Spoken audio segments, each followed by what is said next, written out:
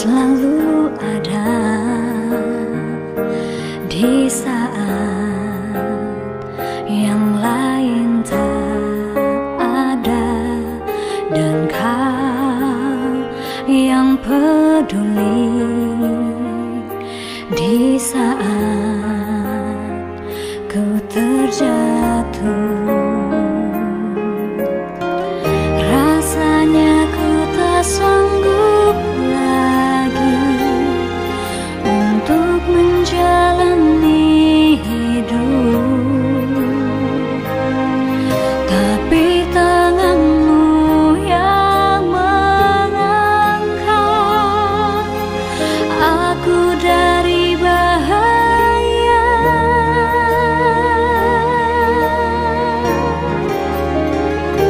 Kau Bapa yang setia di saat yang lain pergi menjauh, Kau dekat, Kau menolong di dalam lembah maut, Kau selalu ada.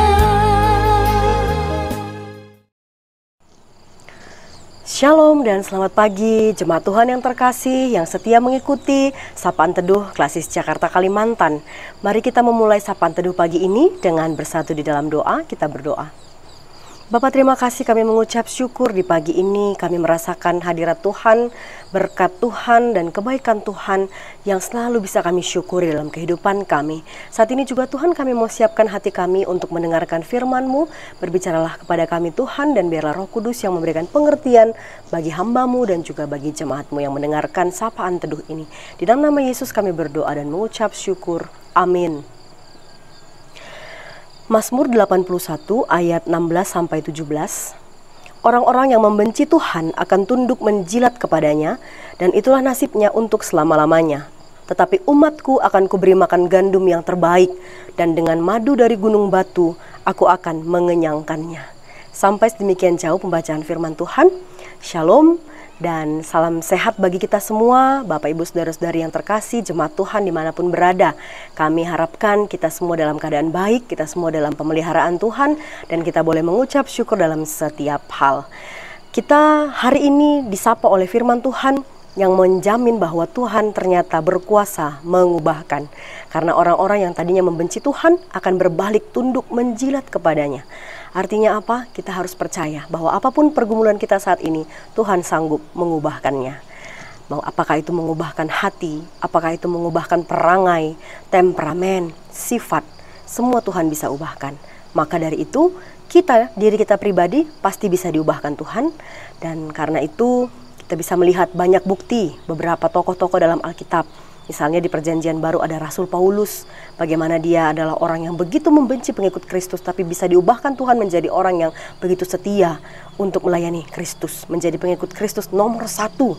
Ya, kita juga tahu banyak kesaksian hamba-hamba Tuhan yang tadinya mereka adalah orang-orang yang hidup tidak kudus, tapi bertobat kemudian menjadi hamba Tuhan yang setia.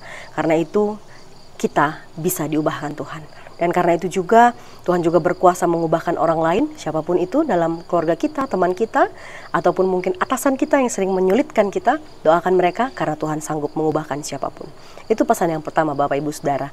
Yang kedua, di ayat 17 diyakinkan bahwa Tuhan berjanji dan Tuhan menjamin bagi umatnya, baik umat Israel dan juga umat Tuhan kita saat ini, bahwa akan ada berkat. Dan dari sini jelas bahwa yang dimaksudkan adalah berkat jasmani. Ada gandum terbaik, ada madu pilihan yang datangnya dari gunung batu. Madu yang diambil dari gunung batu itu berarti sulit diperoleh, tapi hasilnya manis, ya. Artinya semua itu perlu proses. Tantangan-tantangan yang ada ujungnya adalah sesuatu yang manis kalau Tuhan yang sediakan. Madu dihasilkan oleh hewan lebah. Dan hewan lebah ini memang sukanya seperti madu, ya, manis-manis dan sangat menarik, indah, bukan yang kotor. Lebah tidak suka hal-hal yang kotor. Maka dari itu Tuhan juga meminta orang Israel dan juga kita untuk menunjukkan ketaatan melaksanakan firman Tuhan. Melaksanakan firman Tuhan berarti menyukai hal-hal yang baik, hal-hal yang indah, tidak menyukai dosa yang kotor dan jorok itu. Ya, jadi kalau kita sudah dikenyangkan dengan yang manis seperti madu, maka janganlah lagi mencari-cari atau mendekatkan diri kepada hal-hal yang kotor. Itu yang diinginkan, karena dijamin bahwa orang-orang yang percaya, orang-orang yang taat, setia, itu akan diberkati dan dikenyangkan. Yakinlah bahwa Providentia Dei, pemeliharaan Allah, itu adalah sesuatu yang akan selalu yang terbaik yang disediakan bagi kita. Kita yakin bahwa Tuhan tahu kita perlu apa, Tuhan pelihara, Tuhan sediakan bagi kita yang setia. Dan kita boleh lihat juga Bapak Ibu Saudara terkasih, bahwa pemberian Tuhan itu tidak pernah yang sembarangan. Pemberian Tuhan selalu yang terbaik, ya. Bagaimana dengan kita? Apakah kita sudah memberikan yang terbaik untuk Tuhan? Mari kita cek kepada diri kita. Memberikan waktu untuk Tuhan, untuk berdoa, untuk beribadah. Apakah kalau sempat, apakah disempatkan? Bagaimana dengan memberi uang? Ya, apakah yang kita berikan kalau sudah sisa, bukan yang kita sisihkan? Apakah tentang pelayanan kita sudah 100% ataukah masih setengah-setengah? Ternyata kalau kita mau jujur dari hati kita, belum seberapa dan belum sebanding apa yang kita berikan untuk Tuhan dan apa yang Tuhan berikan kepada kita. Maka hari ini kita diajak untuk melihat kembali, sehingga kita bisa melihat berkat-berkat Tuhan, menghitung berkat Tuhan, sehingga kita bisa lebih bersyukur lagi. Karena Tuhan selalu berikan kita yang terbaik, kita lebih bersyukur lagi. Kita mengurangi sungut-sungut, kita mengurangi menuntut, ya. Dan karena Tuhan juga selalu memberikan kita yang terbaik, kita pun juga mau memberikan yang terbaik bagi Tuhan kita. Tuhan kiranya memberkati kita, Tuhan kiranya memampukan kita menjalankan firman-Nya. Mari kita bersatu di dalam doa. Terima kasih Bapa di surga untuk sapaan firman Tuhan di pagi hari ini.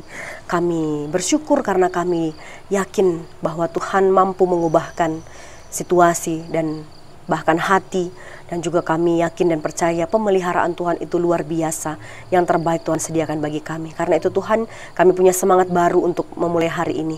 Kami punya semangat baru sekalipun mungkin beberapa waktu ini atau kemarin kami kurang semangat karena kami menemukan banyak tantangan dalam kehidupan. Tetapi ternyata dari firman Tuhan mengajarkan kepada kami bahwa segala sesuatu yang manis itu datangnya dari tempat-tempat sulit. Karena Tuhan memberkati, juga Tuhan berkati tidak tanggung-tanggung, Tuhan berikan yang terbaik. Karena itu kami juga harus semakin bersyukur dan kami juga harus memberikan yang terbaik kepada Tuhan saja.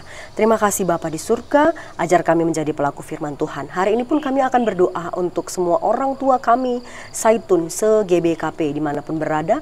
Tuhan kiranya menolong, Tuhan kiranya senantiasa menjadi teman bagi orang tua kami, memberkati mereka, mencukupkan kebutuhannya, memberikan kekuatan sekalipun sudah banyak penurunan fungsi-fungsi dalam organ tubuh, mungkin pendengaran, penglihatan, bahkan kekuatan sudah berkurang. Tapi Tuhan, sukacita dari Tuhan yang membuat orang tua kami Saitun tetap semangat menjalani hari untuk menjadi berkat bagi banyak orang.